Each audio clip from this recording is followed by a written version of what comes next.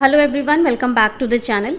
Stock market में अगर हमें प्रॉफिट होता है तो वहाँ पर जनरली कोई भी प्रॉब्लम नहीं आती है। अगर शॉर्ट टर्म हुआ है तो as per your slab rate वो टैक्सेबल होता है, उस पर टैक्स पे कर देते हैं। और अगर लॉन्ग टर्म होता है तो 1 लाख रुपए तक का एग्जैम्प्ट है, और अगर 1 लाख रुपए से ऊपर का है तो हम उस पर long term capital gain tax पे करते हैं और आईटीआर को फाइल कर देते हैं। चाहे वो कैपिटल लॉसेज हो, शॉर्ट टर्म लॉन्ग टर्म हो, या फिर इंट्राडे से हो, या फिर एफएनओ से हो। यहाँ पर हम मिस्टेक करते हैं कि किस तरह से हमें लॉसेस को कैरी फॉरवर्ड करना है जिससे कि वो आगे के साल में सेट ऑफ हो जाए इन केस हमें कोई गेन हो जाता है। अगर आपको शेयर मार्केट में लॉसेस हुए हैं तो आपको अपनी आईटीआर ज़रूर फाइल करनी चाहिए, जिससे कि आप अपने लॉसेस को नेक्स्ट ईयर के लिए कैरी फॉरवर्ड कर सकें। नेक्स्ट ईयर में अगर आपको कोई गेन हो जाता है तो वो इन लॉसेस के साथ में सेट ऑफ हो जाता है और आपको टैक्स नहीं देना पड़ता है। आज के वीडियो में हम आपको यही बताएंगे कि आपको अपने लास्ट ईयर के लॉसेस को किस तरह से नेक्स्ट ईयर में कैरी फॉरवर्ड करना है। लाइव आईटीआर फाइल करेंगे, लेकिन उससे पहले कुछ इंपॉर्टेंट बातें देख लेते हैं carry forward and set of losses के बारे में। स्टॉक मार्केट की इनकम को किसी भी अदर हेड में हम एडजस्ट नहीं कर सकते हैं। अगर आपको कैपिटल गेन हुए हैं तो वो कैपिटल लॉसेस के साथ ही सेट ऑफ होते हैं। कैपिटल गेन को ना ही हम हाउस प्रॉपर्टी के लॉस के साथ सेट ऑफ कर सकते हैं और ना ही हम किसी बिजनेस लॉस के साथ इसे सेट ऑफ कर सकते हैं। अगर आपको लॉन्ग टर्म कैपिटल लॉस हुआ है तो उसको आप सिर्फ लॉन्ग टर्म कैपिटल गेन के साथ ही सेट ऑफ कर सकते हैं। अगर इस साल आपको लॉस हुआ है तो अगले साल आपको जब लॉन्ग टर्म कैपिटल गेन होगा तो उसमें से आप इसे सेट ऑफ कर सकते हैं। अगर अगले साल आपको लॉन्ग टर्म कैपिटल गेन नहीं होता है तो ये इसी तरह से एज इट इज़ आपका कैरी फॉरवर्ड हो जाता है नेक्स्ट ईयर के लिए। इसी तरह से अगर आपको शॉर्ट टर्म कैपिटल लॉस होता है तो उसे आप लॉन्ग टर्म कैपिटल गेन और शॉर्ट टर्म कैपिटल गेन दोनों के साथ में एडजस्ट कर सकते हैं। मान लेते हैं कि इस साल आपके सिर्फ शॉर्ट टर्म कैपिटल लॉसेज हैं, लॉन्ग टर्म कैपिटल गेन नहीं है, ना ही लॉस है। अगले साल में आपको लॉन्ग टर्म कैपिटल गेन भी हो जाता है और शॉर्ट टर्म कैपिटल गेन भी हो जाता है, तो आपके जो लास्ट ईयर के शॉर्ट टर्म कैपिटल लॉसेज हैं वो इसके साथ में दोनों के साथ में आप सेट ऑफ कर सकते हैं। इसके बाद अगर आपका कैपिटल लॉस सेम ईयर के अंदर सेट ऑफ नहीं हो पाता है तो कैपिटल लॉस को आप कैरी फॉरवर्ड कर सकते हैं अगले 8 असेसमेंट ईयर्स के लिए। अगर आपको 8 सालों तक कोई भी कैपिटल गेन नहीं होता है तो ये आपका जो कैपिटल लॉस है ये as it is carry forward होता रहता है और 8 असेसमेंट ईयर्स तक आप इसे कैरी फॉरवर्ड कर सकते हैं। 8 असेसमेंट ईयर्स के बाद ये लैप्स हो जाएगा, लेकिन 8 साल तक आप इसे कैरी फॉरवर्ड करके अपने गेन को इसमें से सेट ऑफ कर सकते हैं। लेकिन लॉसेस को carry forward and set of करने के लिए ये ज़रूरी है कि आप हर साल अपनी आईटीआर को फाइल करें।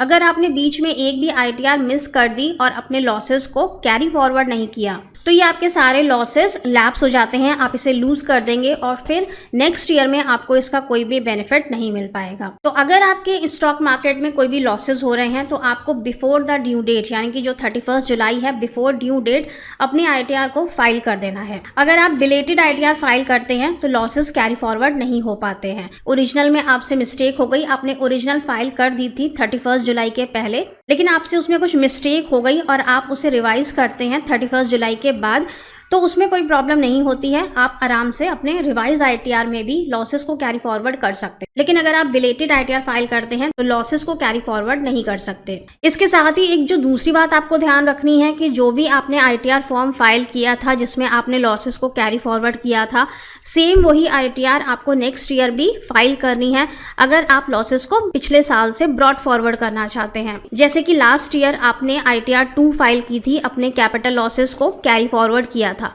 तो इस साल भी आप आईटीआर 2 को ही फाइल करेंगे और अपने लॉसेस को पिछले साल से ब्रॉड फॉरवर्ड कर लेंगे। अगर आप आईटीआर 1 फाइल कर देते हैं, क्योंकि आईटीआर 1 में कॉलम नहीं है लॉसेस को कैरी फॉरवर्ड करने के लिए, अगर आपने इनकेस आईटीआर 1 फाइल कर दी और अपने लास्ट ईयर के लॉसेस को ब्राउट डाउन नहीं किया तो वो आपका लॉस लैप्स हो जाएगा और फिर आप उसे क्लेम नहीं कर पाएंगे। आईटीआर 2 की जगह आप आईटीआर 3 भी फाइल कर सकते हैं। आईटीआर 3 में भी कॉलम होता है लॉसेस को कैरी फॉरवर्ड करने के लिए, ब्रॉड फॉरवर्ड करने के लिए, तो आईटीआर 3 भी आप फाइल कर सकते हैं। बस एटलीस्ट आपके आईटीआर में ये दिखना चाहिए कि आपने लॉसेस को ब्रॉड फॉरवर्ड या कैरी फॉरवर्ड किया है। इसी तरह से मान लेते हैं कि लास्ट ईयर आपने ITR 3 फाइल की थी और इंट्राडे के लॉसेस को या FNO के लॉसेस को आपने कैरी फॉरवर्ड किया था, तो इस साल भी आप ITR 3 को ही फाइल करेंगे और अपने लॉसेस को पिछले साल से ब्रॉट फॉरवर्ड करेंगे। अगर आपने ITR 3 की जगह ITR 2 को फाइल कर दिया, ITR 2 में FNO और इंट्राडे को दिखाने का कॉलम नहीं होता है।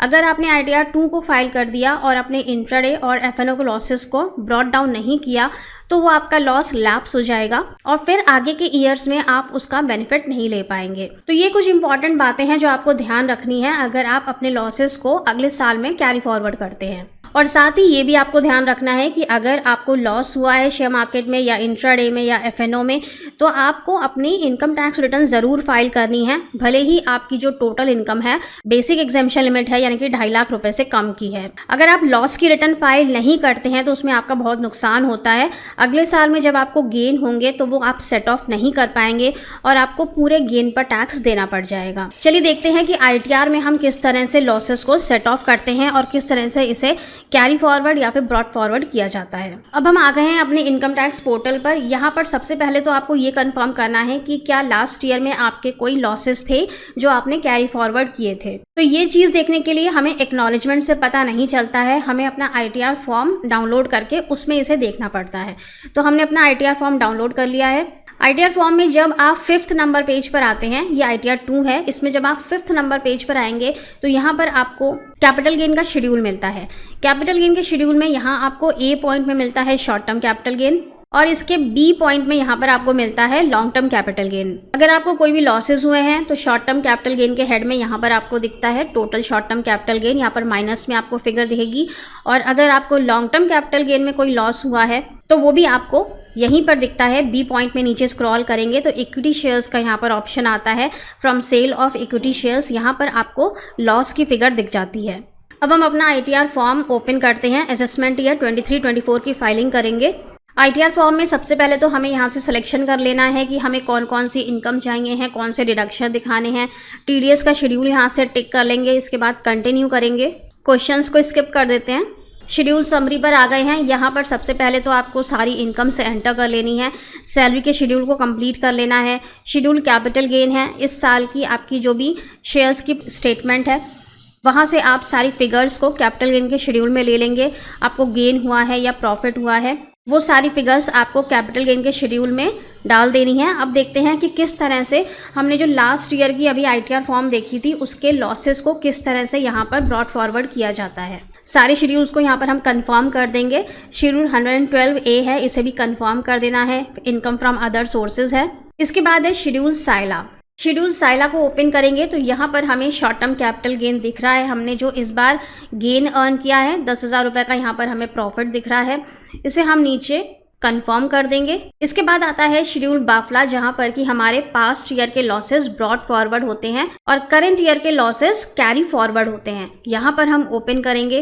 अब यहाँ पर हमें दिख रहा है शॉर्ट टर्म कैपिटल गेन जो हमारा इस साल का है 10,000 और इसमें से लॉस सेट ऑफ हुआ है जो हमारा लास्ट ईयर का लॉस था। और लॉस सेट ऑफ होने के बाद हमारी जो इनकम बच गई वो इतनी बच गई है जो कि हमारे करंट स्लैब रेट के हिसाब से टैक्सेबल होगी। तो यहाँ पर हमें 12th नंबर पॉइंट में दिखता है total brought forward loss set of, कितना लॉस हमारा सेट ऑफ हो गया इस साल जो कि हमारा लास्ट ईयर का था।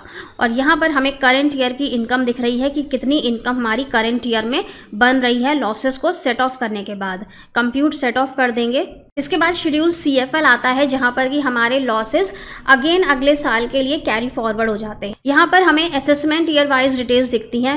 हमने जिस भी असेसमेंट ईयर में अपने लॉसेस को कैरी फॉरवर्ड किया था या ब्रॉट फॉरवर्ड किया था वो असेसमेंट वाइज हमें यहाँ पर दिखता है। तो जैसे कि यहाँ पर हमें असेसमेंट ईयर 22-23 का दिख रहा है, कौन सी डेट में हमने ITR फाइल की थी वो भी यहाँ पर दिखता है और कितने लॉसेस हमने अगले साल के लिए कैरी फॉरवर्ड किए थे वो भी यहाँ पर डिस्प्ले हो रहा है। इसके बाद है total of earlier year losses. यहाँ पर जो हमारे लास्ट ईयर के लॉसेस थे जो हमने कैरी फॉरवर्ड किए थे वो दिख रहे हैं। इसके बाद है adjustment of losses in schedule bafla. Current year की इनकम के साथ कितने लॉसेस सेट ऑफ हुए हैं वो यहाँ पे दिख रहा है। तो हमारा जो शॉर्ट टर्म कैपिटल गेन था वो शॉर्ट टर्म कैपिटल लॉस के साथ पूरा सेट ऑफ हो गया, लेकिन लॉन्ग टर्म कैपिटल गेन यहाँ पर बचा हुआ है। इसके बाद नीचे आएंगे तो यहाँ पर है total loss carry forward to future years. आगे के साल में क्या चीज़ हमारी कैरी फॉरवर्ड अगेन हो रही है। तो शॉर्ट टर्म तो हमारा पूरा यहाँ सेट ऑफ हो गया, वो नील हो गया, लेकिन जो हमारा लॉन्ग टर्म कैपिटल लॉस था असेसमेंट ईयर 22-23 का, वो इस साल सेट ऑफ नहीं हो पाया क्योंकि हमारी कोई भी लॉन्ग टर्म कैपिटल गेन नहीं है। अगले साल में ये फिर से हमारा कैरी फॉरवर्ड हो गया है पूरा अमाउंट, और अगले साल में यानी कि असेसमेंट ईयर 24-25 में अगर हमें लॉन्ग टर्म कैपिटल गेन हो जाता है तो उसमें से ये सेट ऑफ हो जाएगा। और अगर अगले साल भी हमें कोई लॉन्ग टर्म कैपिटल गेन नहीं होता है तो फिर ये अगेन नेक्स्ट ईयर में कैरी फॉरवर्ड हो जाएगा। इस तरह से ये कैरी फॉरवर्ड होता रहेगा अगले के 8 असेसमेंट ईयर्स के लिए। लेकिन उसके लिए ज़रूरी है कि आप अपनी ITR को रेगुलरली फाइल करें, बिफोर द ड्यू डेट आप इसे फाइल करें, और अपने लॉसेस को ब्रॉड फॉरवर्ड और कैरी फॉरवर्ड करना मत भूलिएगा। ये जो 3 शेड्यूल्स हैं यहाँ पर, साइला, बाफला और CFL, ये बहुत इंपॉर्टेंट शेड्यूल्स हैं लॉसेस को कैरी फॉरवर्ड करने के लिए, इनकम में से एडजस्टमेंट करने के लिए। इन शेड्यूल्स को आपको बहुत ध्यान से फिल करना है और यहाँ पर एक बार चेक करना है कि पोजीशन क्या बन रही है। यहाँ पे कंप्यूट सेट ऑफ कर देंगे। इसके बाद फिर कैपिटल गेन से रिलेटेड यहाँ पर कोई भी शेड्यूल नहीं है। इसके बाद आपके डिडक्शंस के शेड्यूल हैं। कंप्यूटेशन ऑफ टोटल इनकम में जब ओपन करेंगे तो यहाँ से भी आपको सिचुएशन का पता लग जाता है। यहाँ पर लिखा हुआ है brought forward losses set of against, और यहाँ पर आपको अमाउंट भी दिख जाएगा कि कितना लॉस इसने set of. So I hope कि आपको अब क्लियर हो गया होगा कि किस तरह से लॉसेस को carry forward and brought forward किया जाता है।